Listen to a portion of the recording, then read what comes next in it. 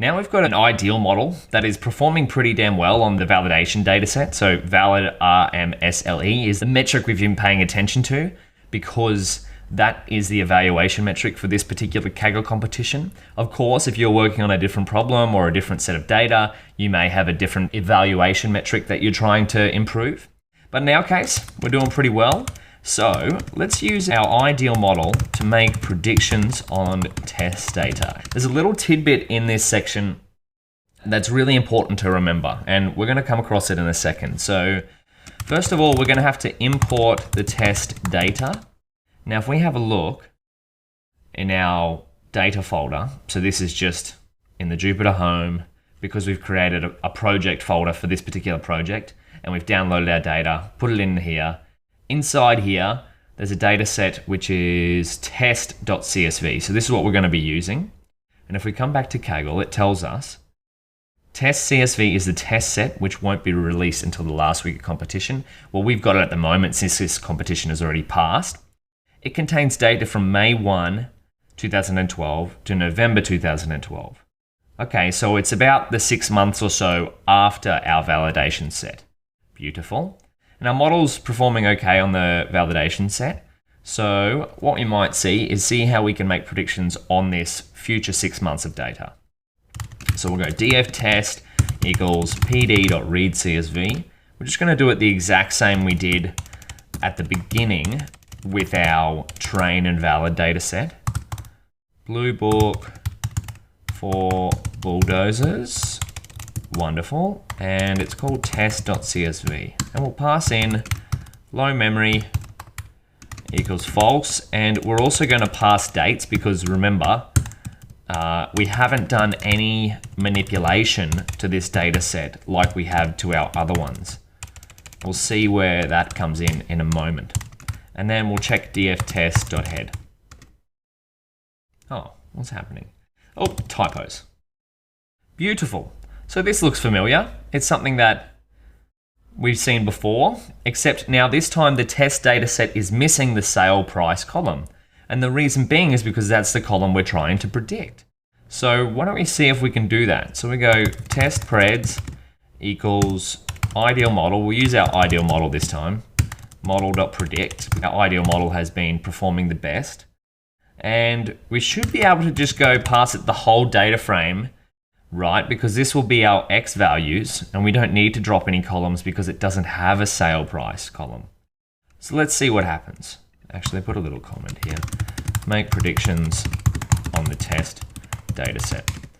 And I just thought of a little challenge. Before we run this cell, I want you to kind of think about what might happen. So our machine learning model, it's been trained on a particular data set, and now we've imported the test data set. What's going to happen if we try to make predictions on this data set? Based on, I'll give you a hint, based on the data that our model has been trained on. And if you're not sure, that's fine. We're going to see it in a sec. We should see it right now. Oh, there we go. Value error. Okay, what's happening here? Could not convert string to float. Oh, okay. So if you remember right back up the top, let's scroll back up through our beast of a notebook that we've been working through. What did we do before we could train a machine learning model? We saw that a similar error when we first started. Right up here when we started modeling. It'd be great if I could find it.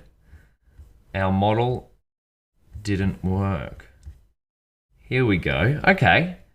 Build a model. So dftemp.drop could not convert string to float. So the same error message as what's below. Now the reason being this has happened is, what do you think? Well, it's because when we imported our original data set, we did some manipulations to it. What did we do? We made sure our data was numeric and we made sure there were no missing values. So what we've done now is we've imported df_test.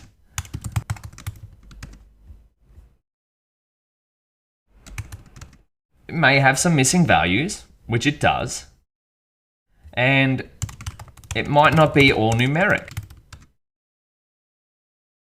And far out, we've done a fair bit of data processing here, and if we check the columns, so these are all the features, but if we check out xtrain.columns, oh, don't need brackets there, we notice that the column lengths are different. So there's 102 columns in our xtrain, whereas in df_test, what do we got here? We saw it up here before when we did .head. 52 columns. So the reason why our machine learning model can't predict on the test data set at the moment is because it's not in the same format as the model was trained on, or as the data set the model was trained on. So that's what we're going to have to do.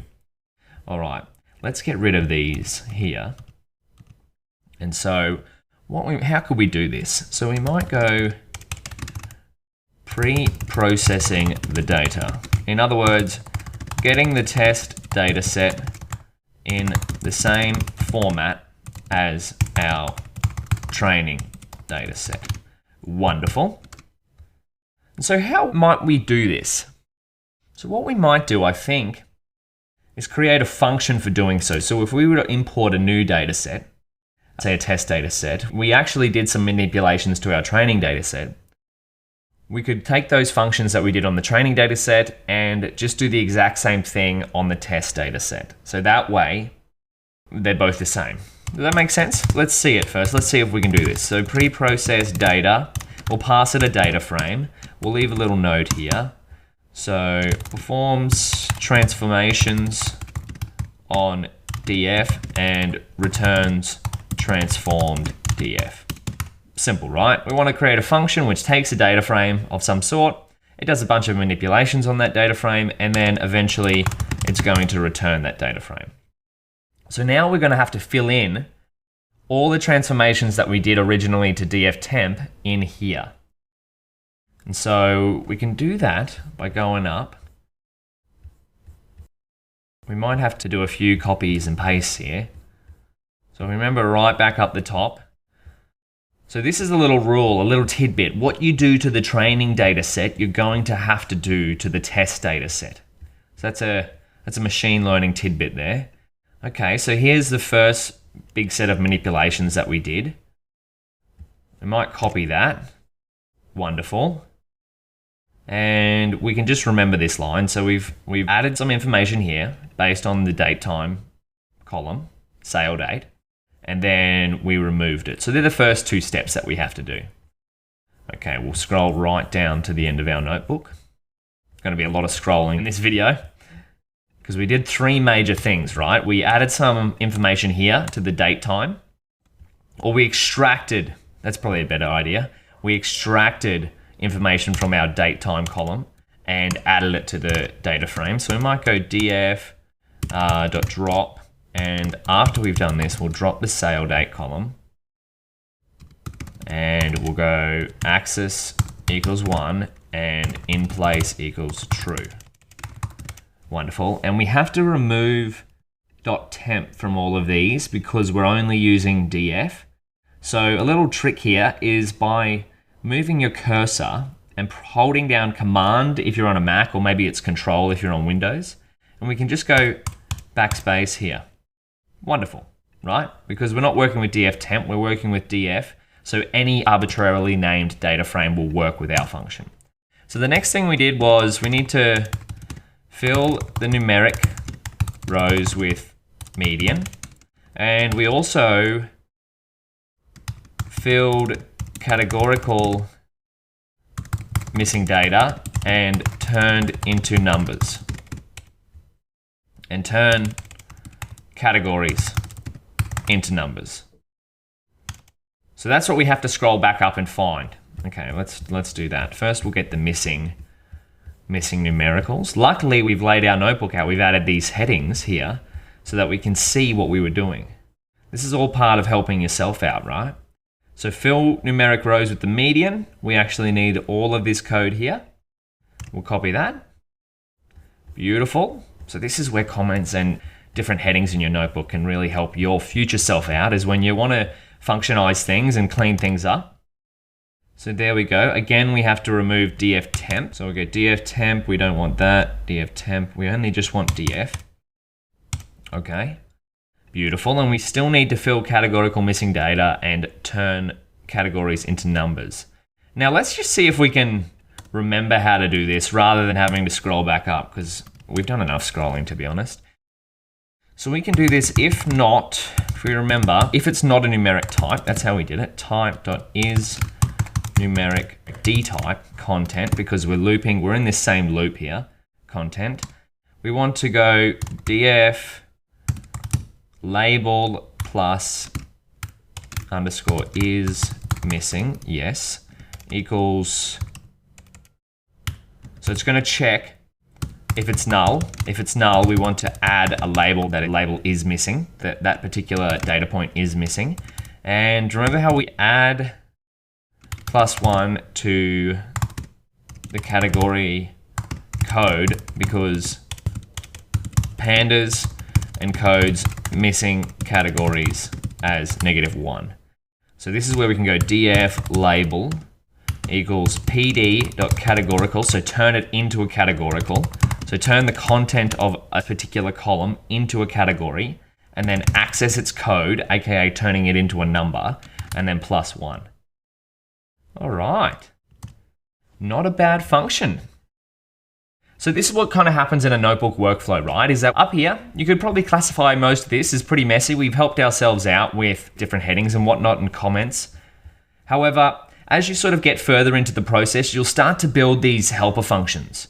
So you're collating a whole bunch of different steps into a function so that it really succinks things in the notebook, and you can just call a function like this, much like our show scores function, and it does a process that's going to be the same every time rather than having to scroll up through the notebook and find something in a different cell.